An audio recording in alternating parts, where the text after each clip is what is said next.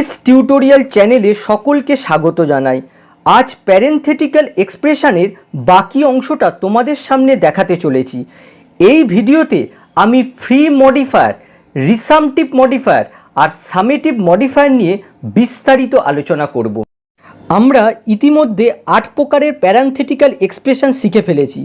এইগুলো শিখলেই আমাদের প্যারেন্থেটিক্যাল এক্সপ্রেশন সম্পর্কে পূর্ণ জ্ঞান অর্জন করা সম্ভব নয়। তার জন্য আমাদের আরও 3টে মডিফায়ারের ব্যবহার শিখতে হবে। প্রথমে আমরা শিখব ফ্রি মডিফায়ার, যাকে বলা হয় নন রেস্ট্রিকটিভ মডিফায়ার। দেখো, ফ্রি মডিফায়ার আর phrases or clauses.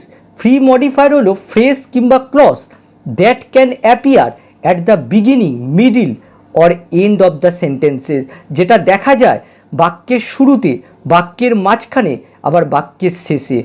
These are usually set off with commas, এবং এইগুলো কমা দ্বারা মূল বাক্য থেকে আলাদা করা হয়। Free modifiers can be, free modifier কী কী হতে পারে? অ্যাডভার্ব ফ্রেস হতে পারে, অ্যাডভার্বিয়াল ক্লজ হতে পারে, অ্যাডজেক্টিভ ফ্রেস হতে পারে, অ্যাডজেক্টিভ ক্লজ হতে পারে, পার্টিসিপিয়াল ফ্রেস হতে পারে, আবার অ্যাবসলিউট ফ্রেস হতে পারে। তারপরে গুরুত্বপূর্ণ পয়েন্টটা দেখো, it provide additional information about subject. Free modifier অতিরিক্ত তথ্য দেয় সাবজেক্ট সম্পর্কে। আমরা ইতিমধ্যেই অ্যাডজেক্টিভ ক্লজ আর অ্যাবসলিউট ফ্রেসের ব্যবহারটা শিখে ফেলেছি, এবার বাকিগুলো দেখব। প্রথমে প্যারেন্থেটিক্যাল ফ্রেসের ব্যবহারগুলো দেখো। The girl leaning out the window let down her hair, মেয়েটা জানলায় ঝুঁকে তার চুলটা নামিয়ে দিয়েছিল। এখানে দেখো, এই আন্ডারলাইন অংশটা হচ্ছে প্রেজেন্ট পার্টিসিপল ফ্রেজ। দেখো, প্রেজেন্ট পার্টিসিপল দিয়ে শুরু হয়েছে, আর এই প্রেজেন্ট পার্টিসিপল ফ্রেজটা এই গার্ল নাউনকে মডিফাই করছে, গার্ল নাউন সম্পর্কে অতিরিক্ত তথ্য দিচ্ছে। আচ্ছা, এটাকে কেন ফ্রি মডিফায়ার বলা হচ্ছে?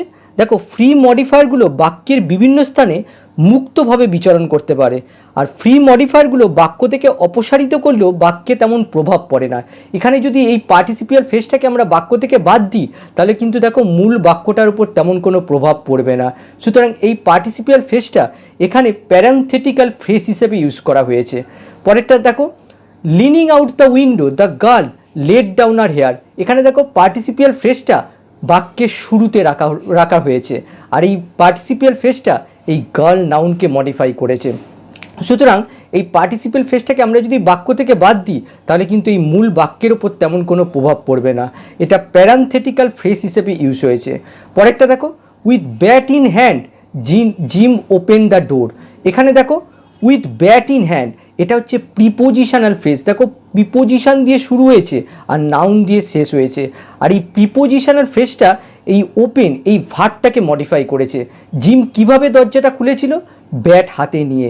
তার মানে প্রিপোজিশনাল ফ্রেজটা এখানে অ্যাডভার্বের কাজ করছে, ভার্বকে মডিফাই করেছে। আবার আরেকদিকে দেখো, এই প্রিপোজিশনাল ফ্রেজটা কোনো না কোনোভাবে এই জিমকেও মডিফাই করেছে। সুতরাং এটাকে আমরা বলতে পারি অ্যাডভার্ব ফ্রেজ, যেটা এখানে প্যারেন্থেটিক্যাল ফ্রেজ হিসেবে ইউজ হয়েছে। পরেরটা দেখো, my father after looking at my report card prohibited me from communicating with my friend. আমার বাবা রিপোর্ট কার্ড দেখার পর আমাকে বাধা দিয়েছিল বন্ধুদের সঙ্গে যোগাযোগ করতে। কখন আমাকে বাধা দিয়েছিল? রিপোর্ট কার্ড দেখার পর। এখানে দেখো adverbial phrase of time use করা হয়েছে। আবার কোনো না কোনোভাবে দেখো এই ফাদারকেও মডিফাই করেছে, ফাদার সম্পর্কেও ইনফরমেশান দিচ্ছে। তার জন্য দেখো ঠিক সাবজেক্টের পরেই রাখা হয়েছে। দেখো, মূল বাক্যের ভেতরে এই ফ্রেজটা ইউজ করা হয়েছে, আর মূল বাক্যের মধ্যে একটা ইন্টারাপ্ট তৈরি করেছে। এটা এখানে প্যারেন্থেটিক্যাল ফ্রেজ হিসেবে ইউজ হয়েছে। আরও এক্সাম্পল দেখো, gingerly but eagerly Jim open the door. চুপিসারে কিন্তু আগ্রহের সাথে জিম দরজা খুলেছিল। এখানে দেখো, এই দুটো অ্যাডভার্বকে এই বাট কনজাংশন দিয়ে যুক্ত করা হয়েছে। এটা হচ্ছে অ্যাডভার্ব ফ্রেজ। এই অ্যাডভার্ব ফ্রেজটা এখানে প্যারেন্থেটিক্যাল ফ্রেজ হিসেবে ইউজ হয়েছে। যেহেতু এটা বাক্যের অতিরিক্ত অংশ, তার জন্য যদি এই বাক্য থেকে আমরা এই অংশটুকু বাদও দিয়ে দিই, তাহলেও কিন্তু এই মূল বাক্যের ওপর তেমন কোনো প্রভাব পড়বে না। এবার পরের বাক্যটা দেখো, the local residents often saw gym wandering through the jungle. স্থানীয় লোকেরা জিমকে প্রায়ই দেখতো জঙ্গলে ঘুরতে।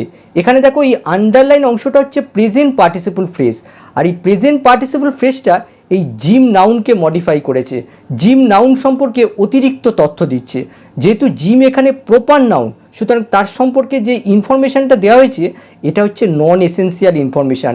বাক্য থেকে বাদ দিলেও এই মূল বাক্যের ওপর তেমন কোনো প্রভাব পড়বে না। পরেরটা দেখো, the students enjoyed the tour without a doubt. ছাত্ররা এই ট্যুরটা উপভোগ করেছিল নিঃসন্দেহে। এখানে দেখো উইদাউট আ ডাউট, এই জায়গায় তোমরা লিখতে পারো আনডাউটেডলি। আর এখানে যেহেতু এখানে দেখো বাক্যের শেষে বসেছে, এই অংশটুকু তোমরা বাক্যের প্রথমেও রাখতে পারো। আর এই অংশটুকু বাক্যের অতিরিক্ত অংশ, এই অংশটুকু বাদ দিলে এই মূল বাক্যের ওপর কোনো প্রভাব পড়বে না। এগুলো সবই হচ্ছে প্যারেন্থেটিক্যাল ফ্রেজের এক্সাম্পল। তাহলে তোমরা এই জায়গায় দেখতে পাচ্ছ যে প্যারেন্থেটিক্যাল ফ্রেজ অ্যাডভার্ব আবার অ্যাডভার্ব ফ্রেজ হিসেবে ইউজ হতে পারে। পরেরটা দেখো, Macbeth written by Shakespeare is my favourite. এখানে দেখো রিটেন বাই শেক্সপিয়ার, এটা হচ্ছে পাস্ট পার্টিসিপল ফ্রেজ। দেখো পাস্ট পার্টিসিপল দিয়ে শুরু হয়েছে, আর এই পাস্ট পার্টিসিপল ফ্রেজটা এই ম্যাকবেথ নাউন সম্পর্কে ইনফরমেশান দিচ্ছে। ম্যাকবেথ হচ্ছে স্পেসিফিক প্রপার নাউন, তার জন্য তার সম্পর্কে যে এই ইনফরমেশান দেওয়া হয়েছে এটা নন এসেন্সিয়াল ইনফরমেশান। বাক্য থেকে বাদ দিলেও মূল বাক্যের ওপর তেমন কোনো প্রভাব পড়বে না। পরেরটা দেখো, Rupsa although 8 can speak English well. Rupsa 8 বছর হওয়া সত্ত্বেও ভালো ইংরাজি বলতে পারে। এখানে দেখো এই আন্ডারলাইন অংশটা এই রূপসা সম্পর্কে ইনফরমেশান দিচ্ছে। এটা হচ্ছে প্যারেন্থেটিক্যাল ফ্রেজ। এই প্যারেন্থেটিক্যাল ফ্রেজটা বাদ দিলে দেখো বাকি বাক্যটা কিন্তু ঠিকই থাকবে। এবারে আমরা দেখব parenthetical clause. A parenthetical clause is a subordinate clause. Parenthetical clause হলো subordinate clause placed inside the main clause. Main ক্লজের মধ্যে রাখা হয়। আবার বলছি, প্যারেন্থেটিক্যাল ক্লজ হলো সাবঅর্ডিনেট ক্লজ, মেন ক্লজের মধ্যে রাখা হয়। It is surrounded by commas. এটা কমা দ্বারা ঘেরা থাকে। And usually inserted in the middle of the sentence. এই প্যারেন্থেটিক্যাল ক্লজকে বাক্যের মাঝখানে প্রবেশ করানো হয়। বাক্যের মাঝখানে এই প্যারেন্থেটিক্যাল ক্লজকে প্রবেশ করিয়ে বাক্যের মধ্যে ইন্টারাপ্ট তৈরি করা হয়। এক্সাম্পলগুলো দেখো, তারা although she comes from a hot climate hates hot weather. তারা যদিও সে হট ক্লাইমেট থেকে এসেছে হট ওয়েদার ঘৃণা করে। এখানে দেখো এই আন্ডারলাইন অংশটা হচ্ছে সাবঅর্ডিনেট ক্লজ, আর এই সাবঅর্ডিনেট ক্লজটা শুরু হয়েছে অলদো কনজাংশন দিয়ে। সুতরাং এই ক্লজটাকে আমরা বলতে পারি অ্যাডভার্বিয়াল ক্লজ। এই অ্যাডভার্বিয়াল ক্লজটা এই মূল বাক্যের মধ্যে প্রবেশ করিয়ে একটা ইন্টারাপ্ট তৈরি করা হয়েছে। আবার দেখো এই বাক্যটাকে আমরা দুভাবে লিখতে পারি। এখানে দেখো অ্যাডভার্বিয়াল ক্লজটাকে এই মেন ক্লজের আগে রাখা হয়েছে, আবার এই বাক্যটা দেখো অ্যাডভার্বিয়াল ক্লজকে মেন ক্লজের পরে রাখা হয়েছে। এই দুই ক্ষেত্রেই এই অ্যাডভার্বিয়াল ক্লজকে আমরা প্যারেন্থেটিক্যাল ক্লজ বলতে পারবো না।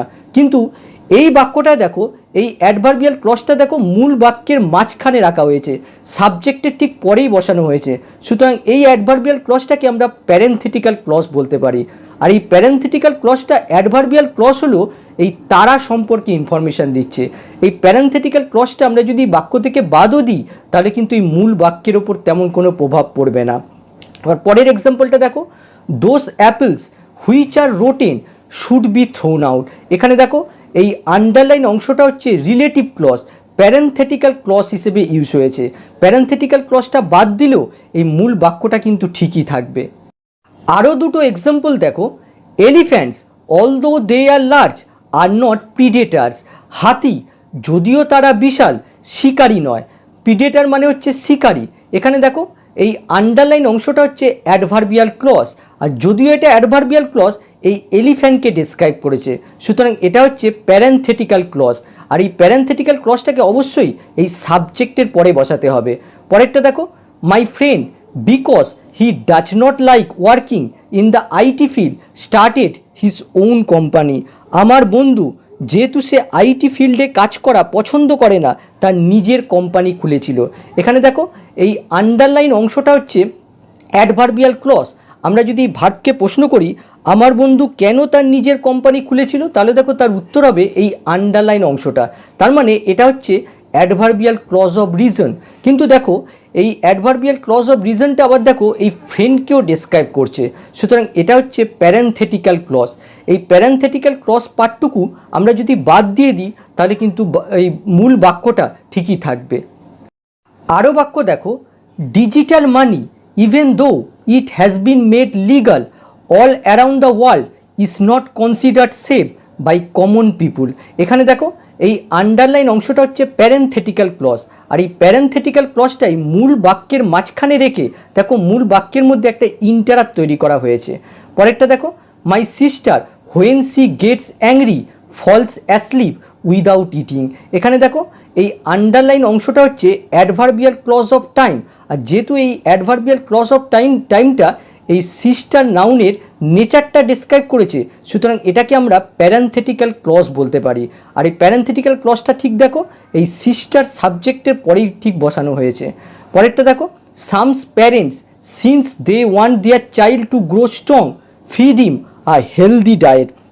সামের বাবা মা যেহেতু তারা তাদের সন্তানকে শক্তিশালী গড়তে চেয়েছিল, তাকে স্বাস্থ্যকর খাবার খাইয়েছিল।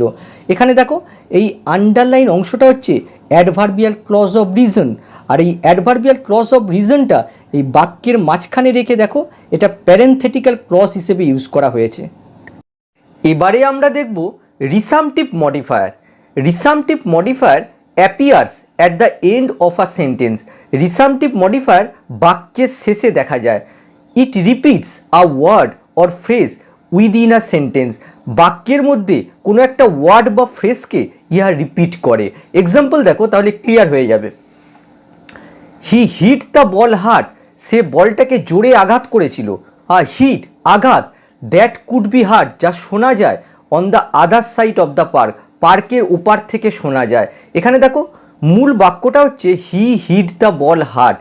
এই মূল বাক্যের মধ্যে দেখো একটা শব্দ রয়েছে হিট, এই শব্দটাকে এখানে রিপিট করা হয়েছে, আর এটাই হলো রিসামটিভ মডিফায়ার। এই রিসামটিভ মডিফায়ারটা অ্যাকচুয়ালি দেখো এটা হচ্ছে নাউন ফ্রেজ। এই নাউন ফ্রেজটা এখানে প্যারেনথেটিক এক্সপ্রেশন হিসেবে ইউজ করা হয়েছে, আর যেহেতু বাক্যের শেষে বসেছে তার আগে দেখো একটা কমা বসেছে।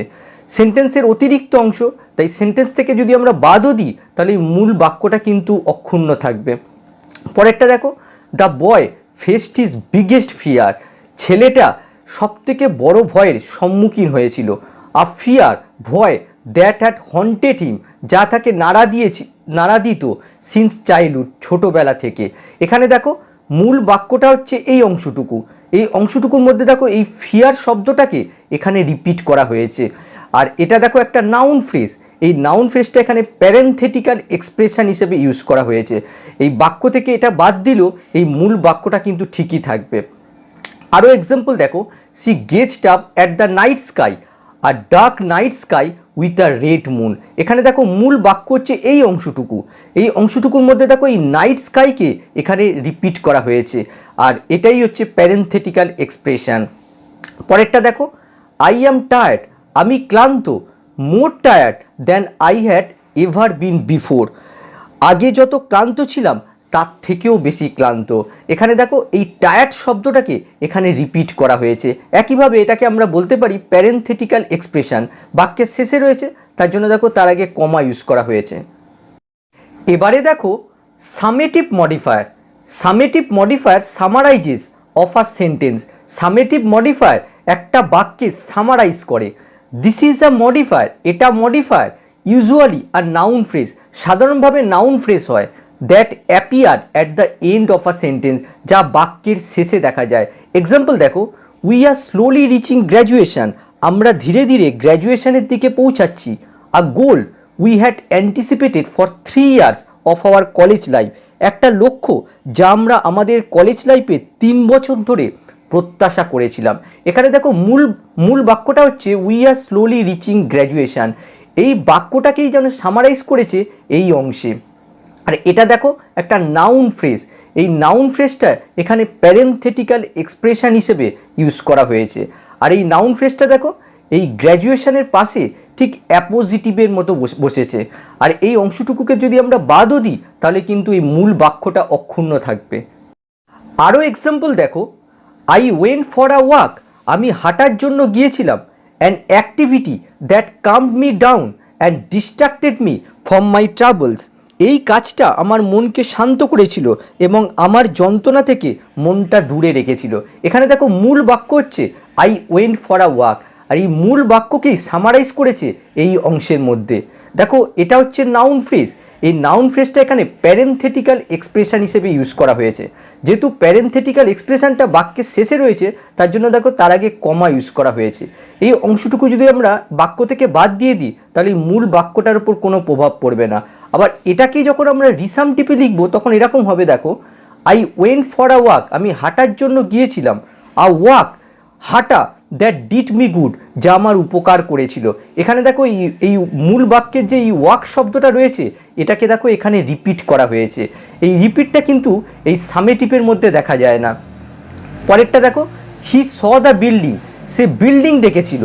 আর ডিলাপিটেটেড স্ট্রাকচার, একটা জরাজীর্ণ structure, made of brick and cement, ইট আর সিমেন্টের মধ্যে তৈরি। দেখো এটাও হচ্ছে এই সামেটিভ মডিফায়ারের এক্সাম্পল।